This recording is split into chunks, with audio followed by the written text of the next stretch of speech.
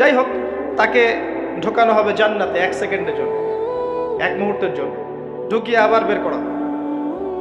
আল্লাহর 1 মুহূর্ত আবার আমাদের মতো নয়। ওই 1 মুহূর্তেই সে অনন্তকালের স্বাদ পেয়ে যাবে।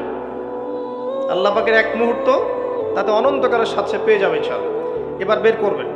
দুনিয়াতে কষ্টে ছিলে, দুনিয়াতে কখনো কষ্টে ছিলে? এই ব্যক্তি বলবে, কষ্ট কি জিনিস আমি তো জানি না।